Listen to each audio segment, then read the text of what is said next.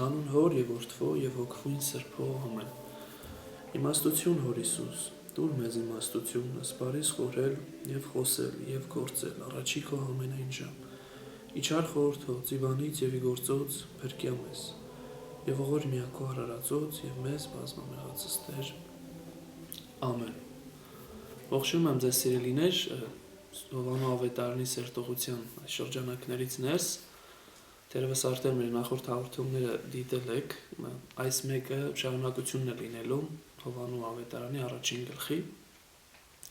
Ուրեմն ուղղակի հիշեցնեմ, որ մենք մինչև օրս խոսել ենք երկու ներածություն եւ Հովանու ավետարանի առաջի գլուխը բաժանել ենք երկու մասի։ Առաջի մասում խոսեցինք Հովանու 1-ից մինչև 5-ը, իսկ երկրորդ մասում, որ նախորդ անգամներ խոսեցինք 1-6-ից մինչև 14-ը ներառյալ։ Հիմա այսօր պիտի շարունակենք, պիտի սկսենք Հովանես 1-15-ից եւ այս անգամ մի քիչ ավելի երկար ենք անշուշտ խոսելու, վերջացնելու ենք 28-ով։ Մի անգամից անցնեմ արդեն համարի ընթերցանությանը, որից հետո կփորձենք սերտել Աստվածաշունչը Աստծո շնորհով եւ իմաստությամբ։ Հետեւյալն է. Հովանեսը վկայում էր նրա մասին աղաղակում եւ ասում. Սա է, որի մասին ասացի նա, որ իմ ետևից էր գալու, ինձնից մեծ եղավ, որովհետև ինձնից առաջ կար։ Մենք բոլորս նրա լրիվությունից ստացանք շնորհ շնորհի փոխարեն, որովհետև օրենքը Մովսեսի միջոցով տրվեց, իսկ շնորհը եւ ճշմարտությունը Հիսուս Քրիստոսի միջոցով եղան։ Աստծուն ոչ ոք երբեք չի տեսել, բացի միածին Որդուց, որ Հոր ծոցում է, նա հայտնեց նրան։ Եվ Հովանեսի վկայությունը այս է, երբ հրեաները Երուսաղեմից քահանաներ եւ ղևտացիներ ուղարկեցին նրա մոտ, որպեսզի հարցնեն նրան. Դու ով ես, նա խոստովանեց առանց վարանելու, խոստովանեց, թե ես Քրիստոսը չեմ։ Ու նրան հարցրին. իսկ դու ով ես, Եղիան ես? Եվ նա ասաց. ոչ չեմ։ Իսկ դու մարգարեն ես? Նա պատասխանեց. ոչ։ Իսկ ասա մեզ դու ով ես, որպեսզի պատասխան տանենք նրանց, որոնք մեզ ուղարկեցին։ Ինչ ես ասում քո մասին։ Նա ասաց. ես անապատում կանչողի ձայնն եմ, հարթեցեք Տիրոջ ճանապարհը, ինչպես ասաց Եսայի մարգարեն։ Եվ եկողները փարիսեցիների կողմից էին։ Նրանք հարցրին նրան ու ասացին. իսկ դու ինչու ես մկրտում, եթե դու չես Քրիստոսը, ոչ էլ Եղիան եւ ոչ էլ մարգարեն։ Հովանեսը պատասխան տվեց նրանց ու ասաց. ես ձեզ մկրտում եմ ջրով, ձեր մեջ կա մեկը, որին դուք չեք ճանաչում, որ գալու է իմ ետևից, եւ որի կոշիկների կապերը արձակելու արժանի չեմ ես։ Այս բանը պատահեց Բեթաբրիայում, Հորդանանի մյուս կողմում, ուր գտնվում էր Հովանեսը եւ մկրտում։ Ուրեմն այս ընթերցած համարը պիտի սերտենք, նորից հիշեցնեմ, որ այս սերտողությունները կատարվում են ընդհանրական եկեղեցու հայրերի Հովանու ավետարանի մեկնության հիման վրա եւ սա ինքնին արդեն ցույց է տալի, թե ինչքան կարեւոր է, որ ուղղափառ եկեղեցու հայրերի մեկնությունները, ուղիղ միտք ունեցող հայրերի մեկնությունները մենք տեսնենք, ծանոթանանք եւ ըստ այդմ փորձենք նաեւ ուղիղ ձևով, այսինքն ճշմարիտ ձևով հասկանանք Հովանու ավետարանը, որը որ իրապես շատ խորն է եւ շատերիս համար էլ շատ հետաքրքիր։ Ուրեմն սկսենք սկզբից եւ փորձենք հնարավորինս սերտել։ Հովանեսը վկայում էր նրա մասին, աղաղակում եւ ասում։ Ուրեմն Հովանես 1:15-ը կարդացի։ Նախ մինչև արդեն բունյութին անցնելը պիտի խնդրեմ, որ յուրաքանչյուր անհատ, ով ցանկանում է սերտել Սուրբ Գիրքը մեզ հետ, թող իր ձեռքի տակ ունենա Աստվածաշունչ մատյանը, որովհետև շատ տեղին կլիներ, որ իմ ընթերցանության ժամանակ նաև տվյալ անձնել կարդար այս համարը, թերևս ինքը մյուս, ասենք, հայերեն մյուս ձեռագրեր ունենար կամ մյուս հրատարակությունները, լավ կլիներ, որ նաև այդ դեպքում էլ կփորձեր համեմատել կամ տեսնել կամ ընդհանրապես սերտողությունը միշտ կատարվում է Սուրբ Գրքի ներքո, այնպես որ պիտի խնդրեմ, որ եթե ձեր տանն եք կամ որևիցե մի տեղ, ձեր հետ կարող եք վերցնել ձեր գիրքը եւ ուղղակի իմ հետ իրար հետ սերտենք։ Եվ նորից էլ թերևս եթե հարցեր էլ առաջանան, անշուշտ կարող եք այդ հարցերին նաեւ հարցերն ուղարկել, որոնց մենք փորձենք պատասխանել։ Նորից վերադառնանք։ Հովանեսը վկայում էր նրա մասին, աղաղակում եւ ասում։ Ընդհանրապես վկայելու մասին մենք արդեն բազմաթիվ անգամ խոսեցինք այս Հովանու առաջի գլխի մեջ։ Հիմա միջև վերջ, եթե հասնենք, իհարկե, Աստծո կամոք պիտի տեսնենք, որ ամենակիչը 5-6 անգամ վկայել բառը գոյություն ունի կա։ Եվ պատահական չէ, որ Հովանես ավետարանիչը եւ նաեւ Հովանես Մկրտիչը բազմաթիվ անգամներ վկայում են, թե ինչ կատարվեց ընդհանրապես Քրիստոսի հետ եւ նաեւ ճշմարտության ու լույսի հետ, ցույց տալու համար, որ վկաները նրանք են, ովքեր որ գիտեն ինչ են խոսում, լսել են, տեսել են ու հասկացել են։ Այս մասին մենք հետո կխոսենք, երբ որ հաջորդ անգամ խոսենք։ Եվ այս մարդիկ պատահական անցորդներ չեն, սրանք ներկաներն են ու բացի դրանից, բացի ներկա լինելուց նաև վկաներ են։ Քանի որ նաև խոսել է այս մասին, չեմ ուզում ավելի արծարծվել, բայց մի կարևոր բառի վրա ուզում եմ կենտրոնանալ։ Դրա մասին աղաղակում էր եւ ասում ընդհանրապես ամեն մի աստվածաշնչի բառ անիմաստ չի դրված, ամեն ինչ ունի իր տեղը եւ ընդհանրապես իր կարեւորությունը։ Այստեղ եթե նայում եք, հետաքրքիր է, որ ասում է աղաղակում էր։ Աղաղակում եւ ասում, ոչ թե ասում կամ հայտարարում կամ խոսում, այլ աղաղակ։ Իսկ աղաղակը սրտի այդ ձայնն է, այդ հոգու ու սրտի ամբողջ ձայնն է, այդ իղձն է, որը որ բարձրաձայն ձևով մարդիկ փորձում են շատ հաճախ ներկայացնել, աղաղակել, գոչել։ Ուրեմն Հովհաննեսը աղաղակում էր Աստծո որդու Հիսուսի մասին, եւ այս աղաղակը զորական խոսք չէր, այլ սրտից ու հոգուց բխած էր, եւ այստեղ նաեւ նախորդ անգամ մենք խոսեցինք, որ յուրաքանչյուրս էլ պետք է որ Հովհաննես լինենք, այսինքն եթե պիտի վկայենք լույսի ու ճշմարտության նույն ինքն Հիսուս Քրիստոսի մասին, ուրեմն նաեւ պետք է սա ոչ թե պարզ ձևով լինի, այլ մեր հոգուց ու մտքից ու սրտից կա, այսինքն աղաղակի նման գա եւ ոչ թե թաքուն ու ծածուկ։ Այդ իսկ պատճառով է, որ այստեղ Ավետարանիչը շեշտում է, որ Հովհաննեսը աղաղակում էր եւ ասում, թե սա է, որի մասին ասացի, նա որ իմ ետևից էր գալու, ինձնից մեծ եղավ, որովհետեւ ինձնից առաջ կար։ Ընդհանրապես հետաքրքիր է, որ իմ ետևից էր գալու եւ ինձնից մեծ եղավ։ Եկեղեցու հայրերը տարբեր մեկնություններ ունեն այս բառերի մասին, բայց որպեսզի ավելի կարևորը կամ ընդհանուրը ձեզ տամ, հետեւյալն է, որ այստեղ անշուշտ Հովհաննեսը շեշտում է նաեւ այն պարագան, որ Քրիստոս իրենից փոքր էր մարդկային առումով, մարտեղացումից հետո գիտենք, որ սկզբից Հովհաննեսը ծնվեց, որովհետեւ Եղիսաբեթը արդեն 6 ամսվա հղություն ուներ, երբ Մարիամը գնաց իր մոտ, եւ սրա համար է ասում, որ թերևս ոմանք կկարծեն, որ եկող ինձանից հետո էր ժամանակագրական առումով, բայց ինձանից առաջ էր իր կարևորությամբ եւ նաեւ չմոռանանք, այստեղ նաեւ պիտի շեշտի այն հանգամանքը, որտեղ ի սկզբանե էր բանի գաղափարը կա, որ հավիտենությունից առաջ արդեն նույն ինքն Քրիստոս կար։ Ուրեմն չխառնեք, սա է կարևորությունը Հովհաննեսի մոտ, սա էր հետեւյալը, որ չխառնեք նրան, որ ինձնից հետո է գալիս, չկարծեք, թե ինձնից ցածր է իր, ասենք, կարևորությամբ ու իշխանությամբ, նա ինձնից մեծ էր եւ հետո նաեւ այս բառերը ինքը պիտի շեշտի։ Ինչու էր սա կարևոր, որովհետեւ ուշադրություն դարձրեք Հովհաննեսի ծնունդը բացառիկ էր, մենք նախորդ անգամ խոսեցինք, կանոնական տոհմից էր, երևելի տոհմից էր։ Բացի դրանից ինքը առաջինն է սկսում քարոզել եւ բավական լայն ճանաչում է գտնում Հրեաստանում, այնքան Մատթեոս ասում է, որ նույնիսկ Հրեաստանի սահմաններից դուրս են մարդիկ գալիս էին եւ մկրտվում էին։ Ուրեմն այս ամենը մեզ ցույց է տալիս, թե տվյալ դեպքում Հովհաննեսը շատ ավելի հաստատված եւ ճանաչված է մեր օրվա, ասենք, բառերով աստղ ենք կոչում, աստղ է կարծես իր չափով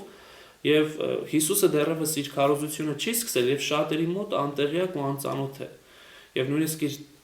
ժամանակաշրջանի ու իր տարածքի, ասենք, Բեթխեմի կամ Նազարեթի մարդիկ էլ լինեն, լավ չգիտեն, չեն ճանաչում եւ սա է պարագան, որ Հովհաննես ուզում է վկայել, որ այս անձը, որ ինձանից հետո է կարծես գալիս, ինձանից մեծ է եւ ինձանից առաջ էր, այնպես որ մի շփոթվեք եւ մի սխալվեք, եւ հետո պիտի տեսնենք, որ Հովհաննեսի որ գլխում պիտի ասի, ես պետք է որ փոքրանամ, իսկ նա պիտի մեծանա, եւ այդպես էլ լինում է։ Ուրեմն շարունակենք։ Մենք բոլորս նրա լրիվությունից ստացանք շնորհ շնորհի փոխարեն։ Բոլորս եւ նրա լրիվությունից, ընդհանրապես լրիվություն, ամբողջություն բառը շատ կարեւոր է եւ մանավանդ այս կոնտեքստում է շատ կարեւոր, որովհետեւ Հովհաննեսը մեզ ցույց է տալիս, որ Քրիստոսն ինքը ամբողջություն է, լրիվ է։ Իսկ լրիվությունը մի բան է, որը որ չի պակասում։ Օրինակի համար այս լրիվությունը մենք կարող ենք համեմատել կրակի հետ։ Եվ պարզ ավելի մոտեցում եկեղեցական կյանք մտնենք, մոմը կա, մոմը մեկ մոմ վառվում է, ասենք, իր տեղը եւ մեկ ուրիշը գնում այդ մոմից ուզում է իր մոմն էլ վառել, կարծես թե մի պահ այդ կրակից վերցվում է, որովհետեւ եթե կրակից չվերցվի, մյուս երկրորդի մոմը որ վառված չէր, չէր վառվի։ Բայց եւ այնպես այն վառվող մոմից ոչինչ չի կորում։ Եվ եթե նույնիսկ 1000 հատ մոմ էլ վառես այդ կոնկրետ մոմից, այդ կրակը, ինչքան որ ինքը պիտի լիներ, ոչինչ չի կորում այդ կրակից։ Մնացած 1000-ը կվառվեն, միգուցե եւ արդեն մեծ կրակ կդառնա 1000 հատ մոմերի, ասենք, բույլից, ամենայն դեպս այն կոնկրետ մոմը ոչինչ չի կորցնի։ Եվ սա ուղղակի այս կրակի մոմ բերեցի, որ մենք հասկանանք եկեղեցական կյանքի մեջ, բայց կրակի այս էությունն էր ցույց տալի, հետագայում նաեւ հայրերը պիտի այս կրակը անշուշտ նմանեցնեն արեգակի հետ, որ ամբողջ աշխարհը յուրաքանչյուրից լուսավորում է, բայց ինքն իր էությունից ոչինչ չի կորցնում եւ ամեն օր բարբերաբար սահանում է։ Ուրեմն սա նաեւ ուզում էր Հովհաննեսը ցույց տալ, որ Քրիստոս ինքը ամբողջական է, լրիվ է։ Եւ սա շատ կարեւոր է ի տարբերություն մյուսների, որոնք որ այս լրիվությունը չունեն ու չեն էլ կարող ունենալ։ Լրիվությունը միայն Աստծուն բնորոշ հատկանիշ է, որը որ այստեղ Հովհաննեսը փորձում է շեշտել։ Եվ մեկ ուրիշ բառ, որ շատերի մոտ շատ հետաքրքրություն է առաջացնում,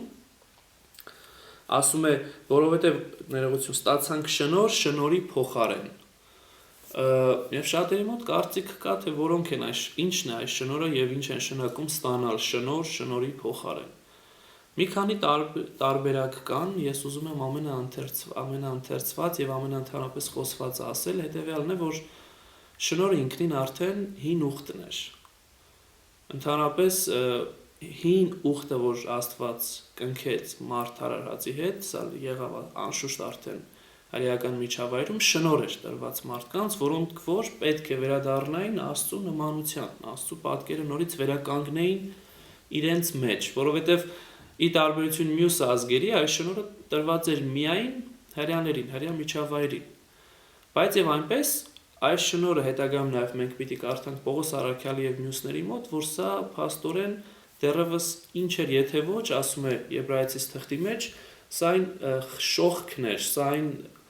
շողքն էր, որը որ իրականությունը չէր, այսինքն պատկերացրեք մարդն անցնում է իր շողքն եք տեսնում, ստվերն եք տեսնում, պատկերացում կազմում եք, թե կոնկրետ մարդը ինչ հասակ կարող է ունենալ, տղամարդը թե կին, շողքից ամեն ինչ կարող ես տեսնել։ Բայց երբ որ արդեն տեսնում ես կոնկրետ մարդուն, արդեն շողքը էական չէ։ Դու տեսար մարդուն, մարդու դիմագծերը, մարդու հետ շփվեցիր, մարդու հայացքը, մի բան, որը որ ընդհանրապես շողքի պարագայում անհնար էր տեսնել, եւ սա է պարագան։ Շնոր, շնորի փոխարեն, օրենքի շնորը, որ Աստված տվեց մարդ արարածին, եւ շնորը, որը որ իրականում հավատի շնորհն էր, ճշմարիտ քրիստոնեական հավատի շնորհն էր։ Եվ սա նաև մենք պիտի տեսնենք հին ուխտ, նոր ուխտ գաղափարի մեջ, որ Եզեկիել 31-31-ի մեջ կա։ Հին ուխտը պիտի փոխարինեմ նոր ուխտով, փոխարինեմ եւ այստեղ նաև մենք Աստվածաշունչ Մատթեանին պիտի տեսնենք հին կտակարան, նոր կտակարան։ Բացի դրանից հին օրենք եւ նոր օրենք գաղափարներ կար։ Մովսեսի օրենք, որը որ հստակ է, ասենք, բազմաթիվ անգամներ շեշտվում է, այնքան շատ որ նույնիսկ կարիք չկա մեջբերումներ կատարել, եւ հետաքրքիր է Քրիստոսի օրենք, որը որ շատերի մոտ կարծես անտեսվել է, այո, Քրիստոսի օրենք կա, Գաղատացիս 6-ի մեջ, եթե կարդանք մենք վերջի մասը, պիտի տեսնենք, որ Պողոս առաքյալը խոսում է Քրիստոսի օրենքի մասին, որը ոչ այլ ինչի, եթե ոչ սիրո օրենքը, ասում է մեկը մյուսի բեռը կրեք եւ այդպիսով կատարեք Քրիստոսի օրենքը։ Եվ սա նաեւ հետագայում Տաթևացին շատ գեղեցիկ պիտի մեկներ իր գիրք հարցմանցի մեջ։ Ուրեմն օրենք, Մովսեսի օրենք եւ Քրիստոսի օրենք։ Հին ուխտ Եզեկիել 31-31 եւ նոր ուխտ։ Այս ամենը շնորհներ են, որը որ առաջինը ստվեժն էր, ինչպես որ ասացի արդեն Եբրայեցիս թղթում հստակ ասված առաքյալի կողմից, իսկ երկրորդը արդեն իրականությունն էր։ Կամ նույն հենց Պողոս առաքյալի բառերով մեկը դայակն էր, իսկ մեկ ուրիշը արդեն իրական ծնողն է։ Կամ նաև արդեն այստեղ Եփեսացիների մեջ նորից ասում է հետևյալը, որ օրենքի լուծ իսկ շնորհի արդարացում։ Ուրեմն այս ամենը համեմատական կարգեր են հինի ու նորի ու դրա համար ասում ենք շնորհ, շնորհի փոխարեն։ Հին օրենքը փոխարինվեց նորով եւ սա կատարվեց անշուշտ Քրիստոսով։ Ու սա է որ հետեւյալը Հովհաննեսը ասում է։ Նաեւ երկրորդ միտքը կա, որ հետաքրքիր է, որ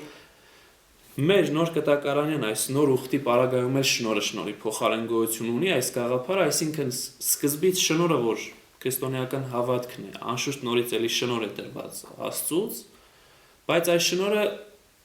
տանում է դեպի երկրորդ ավելի կարևոր շնորհի, երկնքի արքայության ժառանգությանը։ Այսինքն շնորհը ունենք, բայց այս շնորհի հաջորդող շնորհը երկնքի արքայության ժառանգումն է։ Երկու պարագայում էլ Աստված շնորհել է մեզ սա։ Տաթևացին պիտի ասեր հավատքը Աստծո շնորհն է, իսկ գործերը մարդկանց կողմից կատարված այդ շնորհի իրականացումը։ Իսկ երկնքի արքայությունը նորից էլի Աստծո շնորհով եղավ եւ Քրիստոսի խաչելությամբ ու հարությամբ եղավ, ինչպես որ մենք պիտի տեսնենք, թե պատրվեց վարակույրը եւ Սրբություն սրբոցը բացվեց մեր առջև, ուրեմն նորից հավատք, որը որ մեզ տանելու է քրիստոնեական ճշմարիտ հավատք, դեպի ուր, դեպի երկնքի արքայության։ Ուրեմն սա էլ շնորհ էր, շնորհի փոխարեն։ Վերջինի անշուշտ շնորհի նպատակակետն է Աստծո հետ անմիջական ներկայություն վայելելու այս գաղափարն է, որը որ բոլորիս կոչված ենք կատարելու։ Շարունակենք։ Որովհետև ասում է օրենքը Մովսեսի միջոցով տրվեց, իսկ շնորհը եւ ճշմարտությունը Հիսուս Քրիստոսի միջոցով եղան։ Արդեն ես օրենքի ու Քրիստոսի այս նոր օրենքի նոր ուխտի մասին խոսեցի, բայց ուզում եմ այստեղ երկու կարևոր բառ առանձնացնել։ Ասում է օրենքը Մովսեսի միջոցով տրվեց, իսկ շնորհը եւ ճշմարտությունը Հիսուս Քրիստոսի միջոցով եղան։ Տրվել եւ եղալ բառերի տարբերությունը։ Տրվում է մեկի միջոցով, միջնորդի միջոցով։ Օրինակի համար ես կարող եմ մի ապրանք տալ ընկերոջս եւ խնդրեմ, որ սա այս ապրանքը ընկերս այդ ապրանքը տա մեկ ուրիշին։ Տրվում է միջնորդն է, այստեղ դրա համար Մովսեսական օրենքի այս միջնորդ լինելու գաղափարն է, որը ամբողջություն չէր կարող, սա ժամանակավոր մի վիճակ էր։ Իսկ եկան բերվեց, այսինքն բերվում է շնորհը եւ ուշադրությունը, այստեղ նաեւ մեկ այլ բառ է ավելացնում ճշմարտությունը, բերվում է գալիս են Հիսուս Քրիստոսի միջոցով, այսինքն ինչպես, նա ինքը կրողն է այս շնորհի, Քրիստոս, եւ նա ինքը կրողն է այս ճշմարտության, եթե Մովսեսը ուղղակի փոխանցողն էր, վերցեց, ասենք, Սինալարան վրա այդ 10-բանյան բերեց ժողովրդին տվեց, Քրիստոսը ինքը կրողն է, իր մեջ է պարփակված այս ամբողջ շնորհը եւ նաեւ ճշմարտությունը։ Հիմա վերադառնամ ճշմարտություն բառին, մանավանդ այս 21-րդ դարում, անշուշտ մեծ դիտողները տարբեր երկրներից են, բայց գոնե Ամերիկայի Միացյալ Նահանգներում այնքան է խեղաթյուրված այս ճշմարտություն գաղափարը, մանավանդ Քրիստոսի մեջ պարփակված լինելու գաղափարը, որ եթե ասենք մարդկանց հետ խոսելուց ավետարանական այս կամ ընդհանրապես քրիստոնեական մեր եկեղեցու ճշմարտությունն է ասելով, որ Քրիստոսն ինքն է ճշմարտությունը եւ իր մեջ է պարփակված, դու դիտվում ես իբրև ծայրահեղական, որովհետեւ ճշմարտությունն այլևս չգիտես ինչու չկա, բոլորը դեմոկրատիա են քարոզում, բոլորը նույն աստուն են հավատում, այսպեսի մի թյուր մտքեր, որոնք որ աղավաղում են եւ ի վերջո Քրիստոսին են ուրանում։ Քրիստոս հստակ բազմաթիվ անգամներ պիտի տեսնենք Հովանու ավետարանի մեջ, որ հստակ ասում է, որ ինքն է ճշմարտության մարմնացումը եւ ինքն է այդ ճշմարտության կրողը եւ ուրիշտեղ ճշմարտություն մի փնտրեք։ Եվ սա շատ կարեւոր է, որ մեկ անգամ եւս մենք անդրադառնանք եւ մեր սրտի տախտակների մեջ, ինչպես որ Մարգարեն պիտի ասեր, գրենք. Քրիստոս է ճշմարտության կրողը եւ միայն ինքն է։ Ուրեմն շարունակենք։ 18 Աստծուն ոչ ոք երբեք չի տեսել, բացի միայն միածին որդուց, որ հոր ծոցում է, նա հայտնեց նրան։ Գամ նորից, քանի որ այս վերջի մի քանի րոպեների ընթացքում համատականներ անցկացրեցի, 5 կտակարան Մովսեսը հստակ խնդրանք է ներկայացնում Աստծուն Ելից 33-ում, որ ուզում եմ քեզ տեսնեմ։ Մանավանդ եթե Ելից 33-ի մի քիչ սկիզբը նայենք 10-երի մեջ, 10-17 կարծում եմ, պիտի տեսնենք, որ ասում է, որ Մովսեսը Աստծու հետ դեմ հանդիման էր խոսում, կարծես ընկերն ընկերոջ հետ, ու դրա համար է, որ Մովսեսը կարծես այս մտերմությունը Աստծու հետ ունենալով խնդրում է Աստծուն տեսնել իրեն, եւ Աստված հստակ ասում է, որ դու ինձ չես կարող տեսնել, որովհետեւ չկա մարդ, որ ինձ տեսնի ու չմահանա, այլ այնտեղ մենք գիտենք այդ պարագան, որ Մովսեսը մտավ ժայռերի արանքը, Աստված իր փառքով անցավ եւ նա Աստծո փառքի վերջը տեսավ եւ Աստծուն երբեք չկարողացավ տեսնել։ Ուրեմն Աստծուն ոչ ոք երբեք չի տեսել։ Այս միտքը նաեւ առաջի Տիմոթեոս 6-ի մեջ կա, որ Աստված անմաչելի լույսի մեջ է ապրում եւ որովիցե մեկը Աստծուն չի կարող տեսնել։ Համենայն դեպս, եթե մենք բացենք ուղղակի հիմա հակառակ մոտեցումներ բերեմ, ասենք Մատթեոսի 5-րդ գլուխը լեռանկարոս, պիտի տեսնենք, որ սրտով մաքուրները պիտի Աստծուն տեսնեն։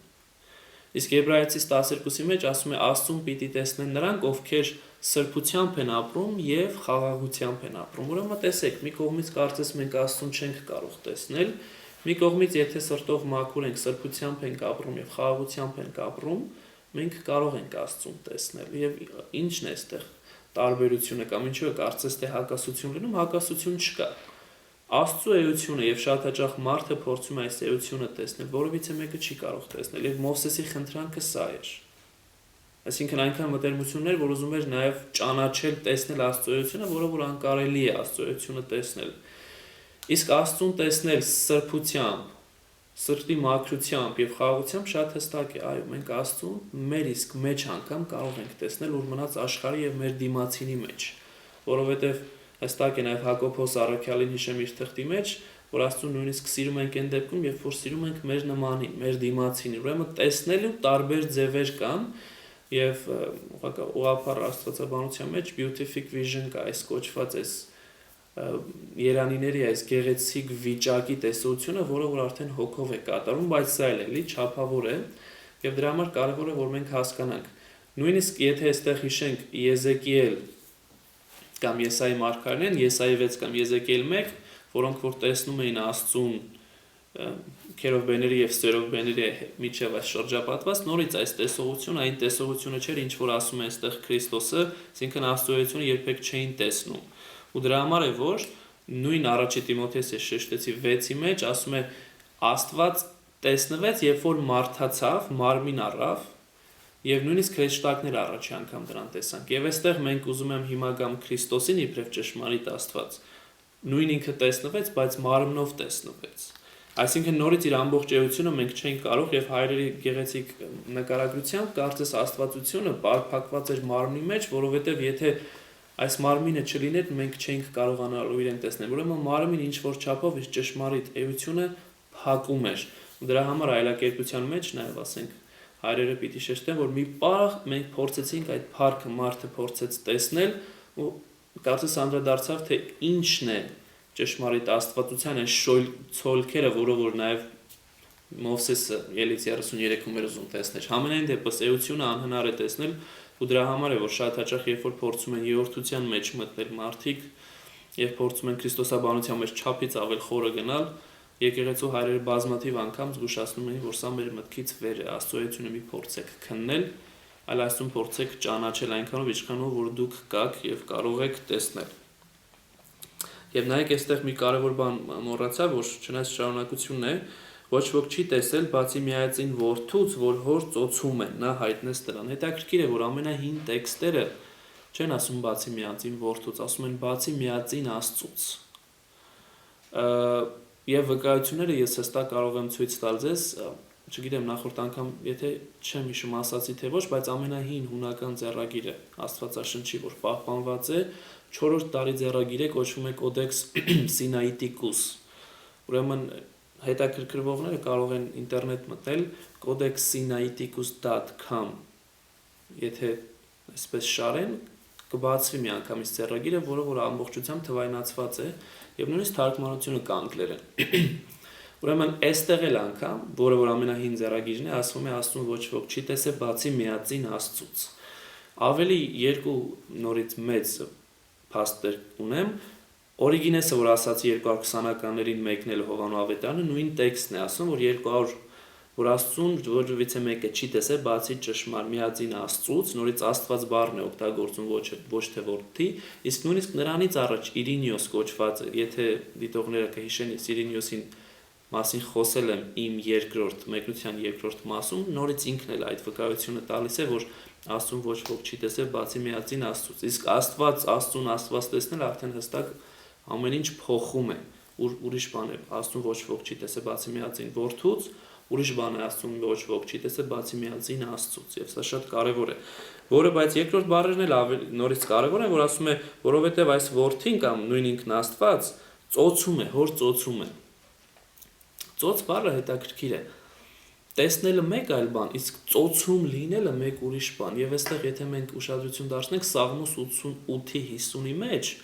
բողոքական հրատարակությունների մեջ 89-ի 50։ Հստակ ասում է, որ Դավիթը ասում է. «Ես իմ ծոցում կրեցի դիմացինների նախատինքը»։ Այսինքն ծոցում կրել նշանակում է իր մեջ կրել, այլապես ուրիշ միտք չէր կարող լինել։ Եվ հետաքրքիր է, որ այստեղ երբ որ այս նույն բառը կա, ծոցումն է, ցույց է տալիս, որ նույն որդին հոր մեջ է։ Հենց ին բառի բուն իմաստով, ուղղակի ծոց բառն է օգտագործում, որպեսզի մենք մարդկային մեր գիտե իմացությամբ հասկանանք, որտեղ Աստված անմարմին է եւ ծոցը մարմնական ինչ-որ բան է խորհրդաշում եւ սրանով ինքը Հովհաննեսը փորձում է մեզ ցույց տալ, հասկացնել, որ ինչ է նշանակում հայրը իմ մեջ է եւ ես հորս մեջ, այս գաղափարը, որ նույն ինքն Հովանու մեջ հետո պիտի կարդանք։ Եվ սա կարծես մեկ անգամ եւս վկայում է արդեն այստեղ հոր ծոցում գաղափարի մեջ։ Գնանք առաջ։ 19-ին հասանք։ Եվ Հովհաննեսի վկայությունը այս է, երբ հրեաները Երուսաղեմից քահանաներ եւ ղևտացիներ ուղարկեցին նրա մոտ, որպեսզի հարցնեն նրան դու ով ես, նա խոստովանեց առանց վարանելու, խոստովանեց, թե ես Քրիստոսը չեմ։ Շարունակություն դարձրեք, որ հրեաները եւ իրականում հունական ձեռագրերի մեջ շատերի մեջ ասում է, որ փարիսեցիները ուղարկում են քահանաներ ու ղևտացիներ եւ ուղարկում են որտեղից, եթե ոչ Երուսաղեմից, հարցնելու համար, թե դու ով ես։ Շատ կարևոր մի քանի փաստ է։ Նախ Երուսաղեմից են ուղարկվում, այսինքն կենտրոնից, որտեղ որ կենտրոնացված էր եւ քահանայությունը, եւ թագավորությունը կոնկրետ այս դեպքում, եւ նաեւ տաճարը։ Ուրեմն կենտրոնում գտնվողներն էլ վստահաբար լավագույններն են, որովհետեւ այսօր էլ էսպես է, մայրաքաղաքում է կենտրոնացված ամեն ինչ, իսկ շրջաներում արդեն ավելի փոքր չափերի։ Ուրեմն նույն այս քահանաներն ու ղևտացիները, որոնք որ Երուսաղեմից եկան, ժամանակի, ասենք մեծագույն իրենց դեմքերն են, որոնց որ ուղարկում է փարիսեցիները, գնալու ու հարցնելու, թե դու ով ես։ Այս հարցը շատ կարևոր է։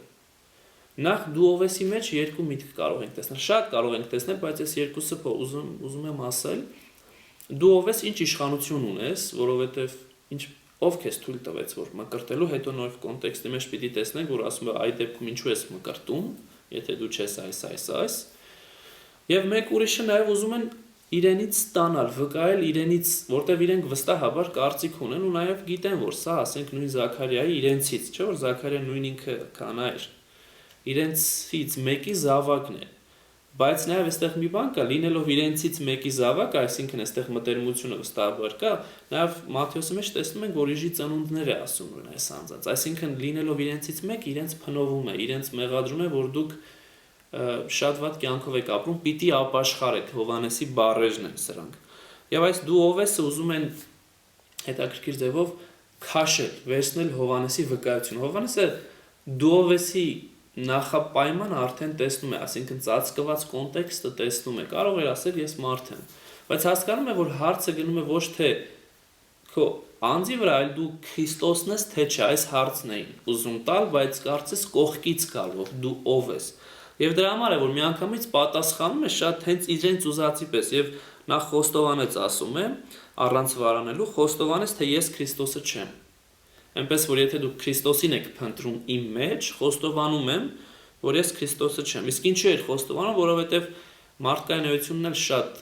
մանավանդ եսի գաղափար այնքան շատ է մեր մեջ, որ թեկուզ եւ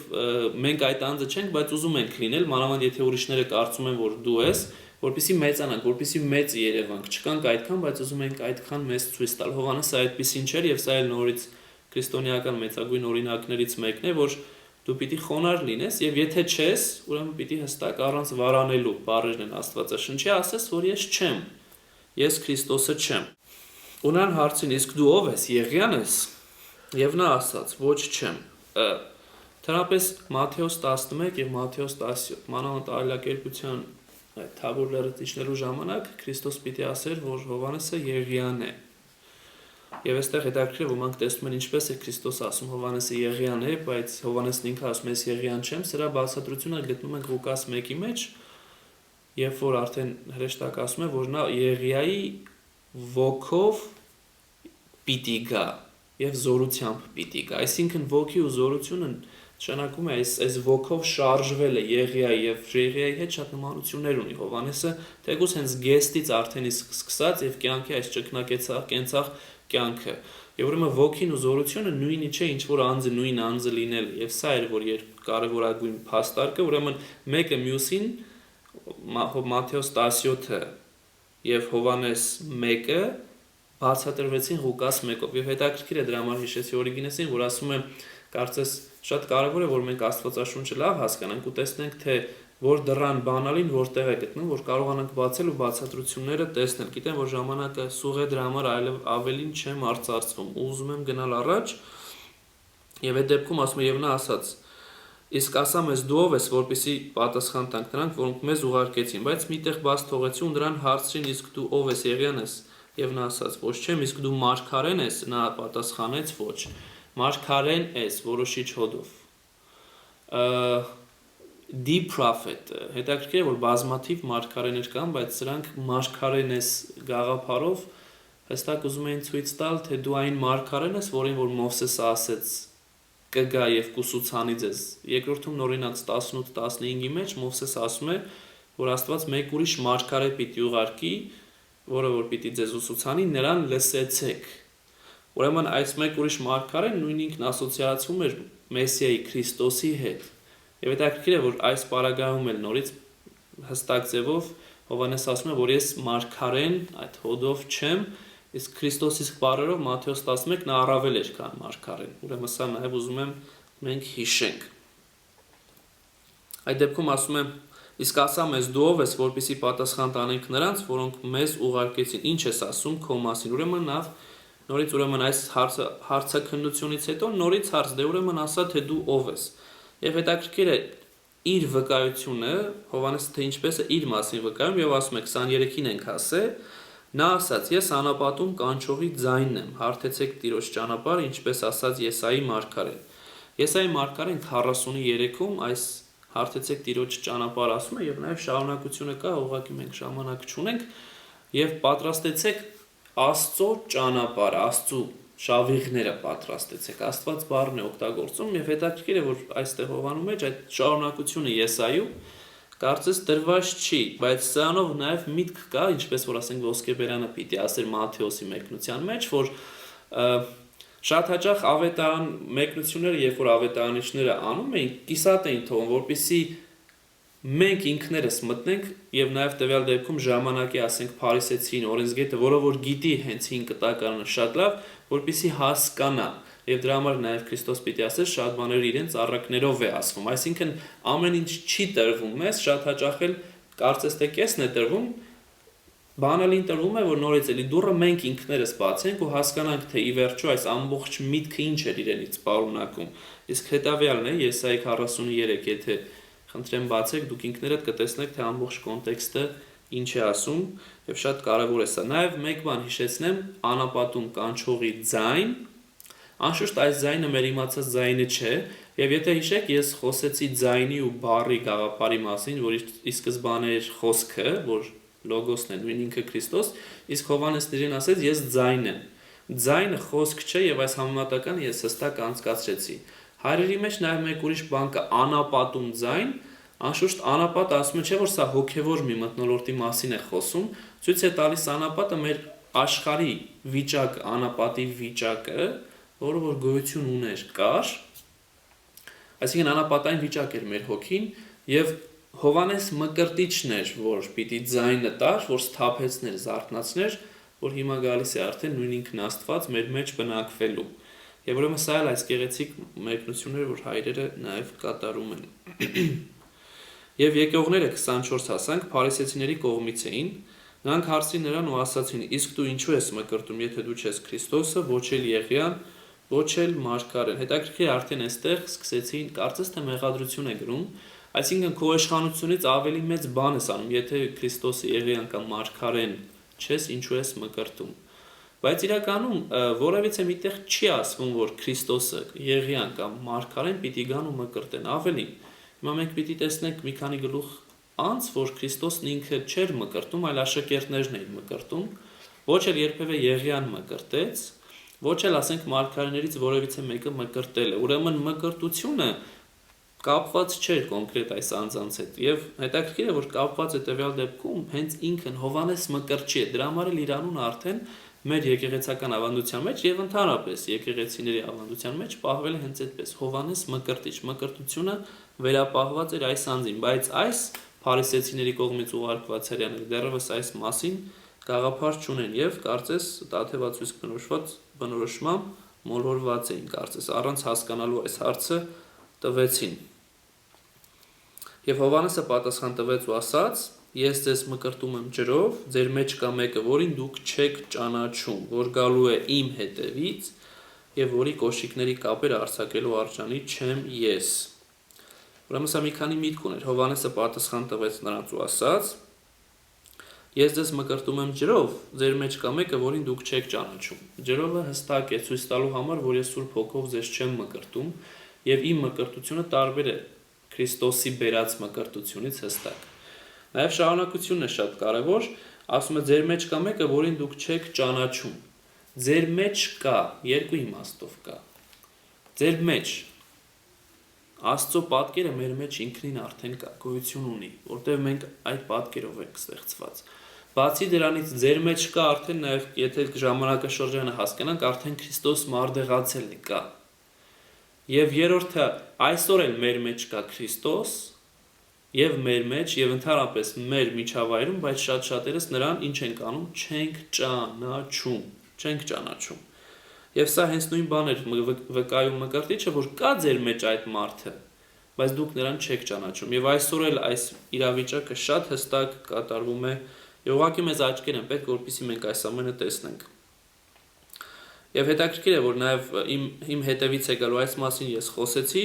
որի կոշիկի կապերը արձակելու արժանի չեմ ես, մի քանի միտք, առաջինը խոնարհություն։ Ծայրահեղ խոնարհություն, կոշիկի կապերը արձակելու արժանի չլինելու գաղափար, Մատթեոսի մոտ կոշիկները հանելու գաղափար։ Ընդհանրապես այս կոշիկը հետաքրքիր միտք է, որ մեզ փորձում է նաև տալ։ Եթե հռութը կարդանք, հռութի 4-ը պիտի տեսնենք, որ կոշիկ արձակելու կամ կապեր արձակելու այս մոտեցումը հին կտակարանի մեջ, քանի որ նաև ինքը խոսում է այս անձանց հետ, խորհրդանշում է փեսացուի գաղափարը, որովհետև եթե անձը չէր ուզում որևիցե մի կնոջ կնության առնել, կոշիկներն արձակում էր, հանում էր, այսինքն սրանով իշխանությունը փոխանցում էր մեկ ուրիշին։ Եվ սա նաև ինքը ցույց է տալի, որ հետագայում պիտի նաև կարդանք 3-րդի մեջ Հովհաննես, որ ես փեսան չեմ, ես ուղղակի փեսայի համար եկել եմ վկայել եւ ես ուրախանում եմ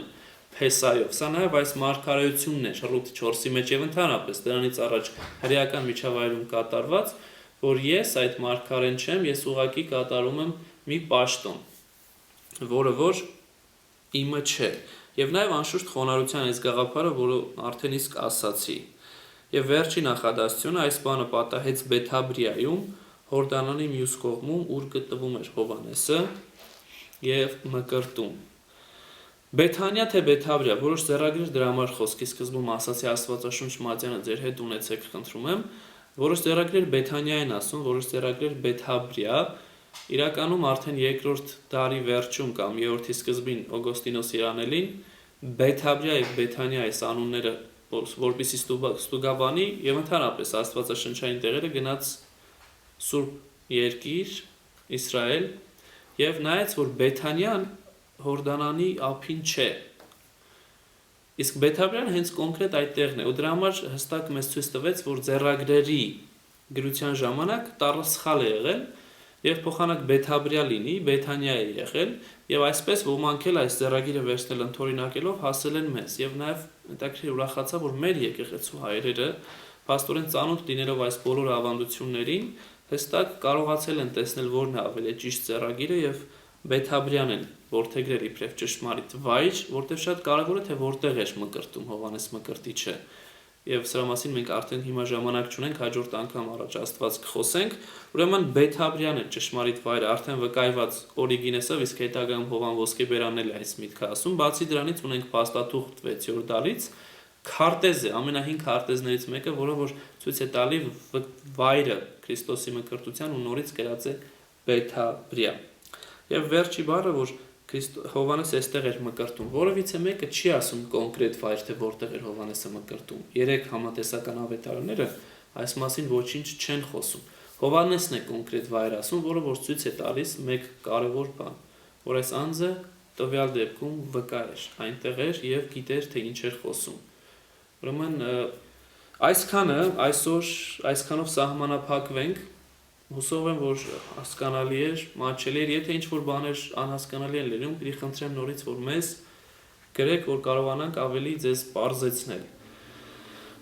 Հիմա աղոթքով փակենք այսօրվա մեր սերտողությունը։ Հանուն Հոր եւ Որդվո եւ Հոգվույն Սրբո ամեն։ Պահապան ամենայնի Քրիստոս, աչք Հովանի լիցի վերամեր, ի տվե եւ ի գիշերի։ նստելի տան, գնալ ճանապարհ, ննջել եւ հառնել, զիմի երբեք սասանեցայց, եւ ողորմյա քո արարածոց եւ մեզ բազմամեղացս Տեր, ամեն։